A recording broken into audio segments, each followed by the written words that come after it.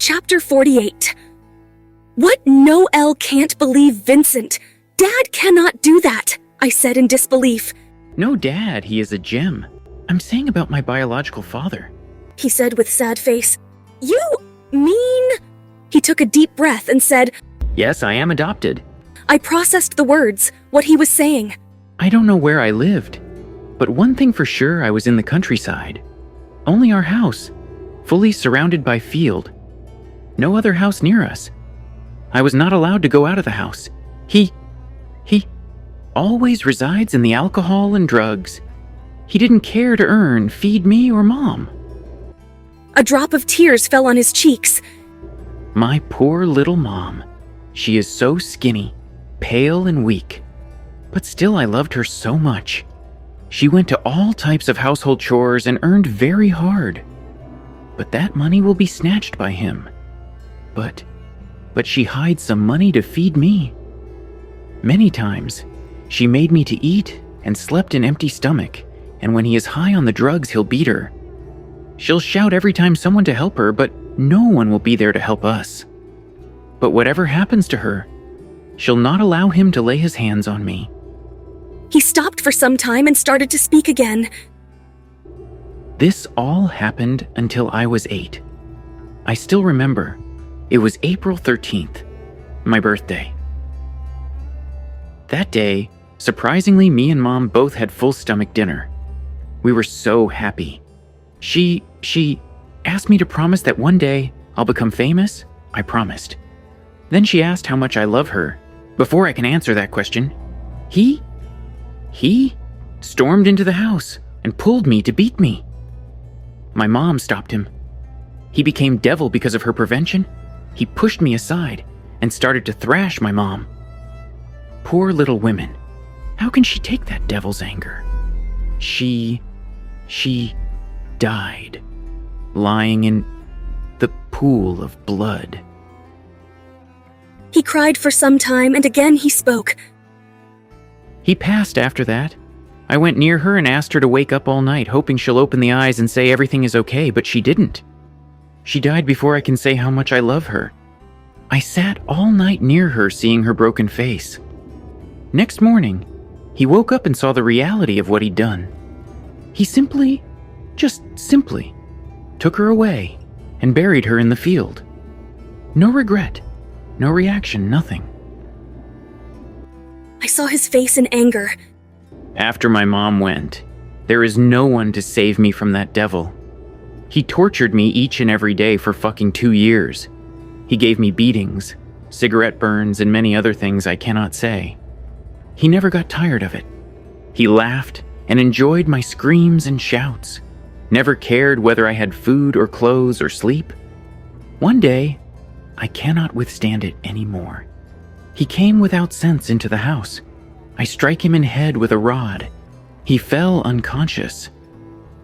I ran from that hell, without knowing any directions, and stopped near the railway station.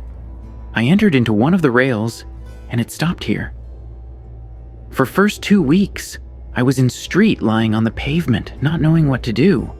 Hunger killed me. One day, Susan and April came that way, buying some fruits. I tried to steal from them, but Susan caught me. She took pity on me, seeing my skinny and shabby nature. April requested her to bring me home. So, she brought me home, fed me, and gave fresh clothes to wear. She asked my whereabouts. I lied I was an orphan, and then she adopted me officially. Both Vincent and Susan showered me with love, as like my mom. They treated me as like their own child. April, she always cared for me. Jason also loved me, but I never got along with him. So, we had many fights, but they never told anyone I was adopted because Susan asked them to promise not to say this to anyone or never tease me with that. They kept their promise. They saw me like their own brother. But still, I felt like an outsider, so that I loved to be always alone.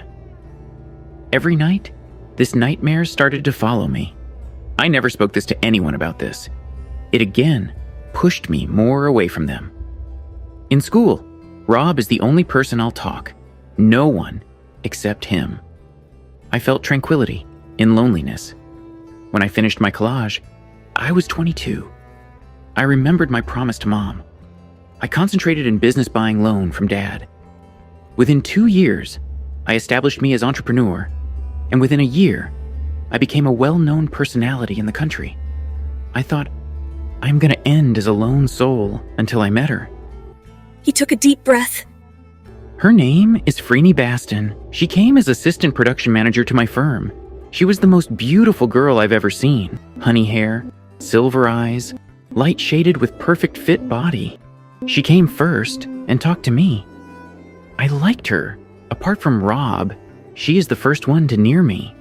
We started to have few dates after that. We both confessed our love. I asked it to keep it as a secret so that I can't have unnecessary attention from paparazzi. She said, okay. I never touched or kissed her until I was steady to say my past. I got that confidence after 6 months. I thought to surprise her. So I bought a ring to propose her for marriage and went to her apartment one night. 5 years earlier. I went to her apartment and opened the door. Surprisingly, it was unlocked. I saw the floor. It had men tie following men. Shirt, pants. After that, I saw her green floral dress and inners on the floor. I sensed something wrong. Is she forced by someone? I ran towards her bedroom. What I saw inside made me to vomit. My heart shattered into pieces. She was there with a man kissing and laughing. I heard them speaking. Are you sure he won't come?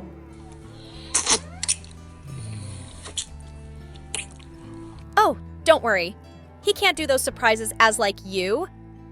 She kissed him again. Hearing that, my blood boiled. I stepped into their bedroom. Seeing me, they pulled away from each other and they wrapped their bodies with towel. I clearly now saw the man's face. Richard, my business rivalry. I lost all my senses. Edward, this is not what you think? Franny tried to reason. I stopped her. I just need to know how many days it's going. She remained silent. Richard spoke. Just 3 months. He said casually with an attitude. Saying that with no guilt busted my nerves. I grabbed his collar and started to punch him. Franny tried to stop me, but she can't. Finally, she pushed me away and started to care his face. Are you taking his side? I asked with emptiness. She inhaled and said, Don't make that fucking puppy face with me. How can I live with a man with no sense of romance? Have you ever kissed me? Frin, I'm here to explain that. I don't want your fucking reason anymore. Listen, I was about to say this tomorrow. We are done. We have nothing. Why? What happened? Nothing happened. That was the reason. Look, I loved you only for your money and handsomeness, so that I can be in light. But you never made a step in these months. So I started to see Richard. He is having as much as you have. So I don't need you anymore. Just get out. She said straight to my face. Is he the problem? I'll make him to leave. Then we can talk alone. I grabbed him. She pushed me and said with anger, Can't you hear what I'm saying? I don't need you anymore. You are a worthless piece of shit. Don't come near me again.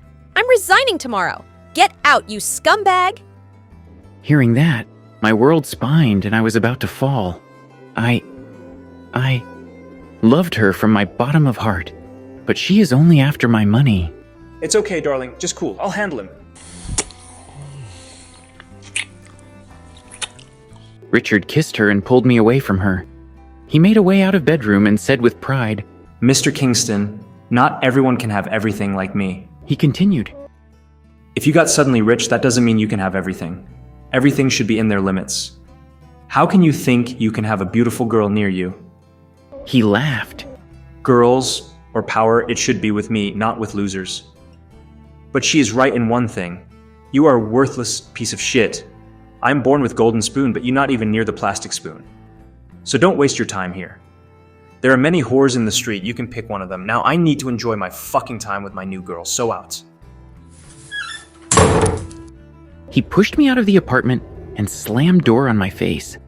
Present. That's why I submerged in alcohol to forget her. And the words they said to me. Until you came, He said, exhaling a breath. There were long minutes of silence. He spoke. this is me. If you want, you can stay with me, or else you can leave. He said in defeated tone. I neared him. What you want? It's your wish. You can stay or leave. I asked what? You want? I emphasized. He raised his head with tears and said, I want you to stay with me all my life. I slapped him and cupped his cheek. How can you think I can leave you after hearing all this? You are not leaving me. No, idiot. How can you be strong after all this happened? I hugged him tightly, crying. Are you crying for me? He asked with tears. Yes, stupid. I'm crying for you. I'm not going to leave you alone anymore. How can I go after you opened up everything with me? You are my world now. You are going to be everything for me from now on. I love you, Ed, so much. I'm saying this. He crashed his lips on mine without allowing me to speak anymore.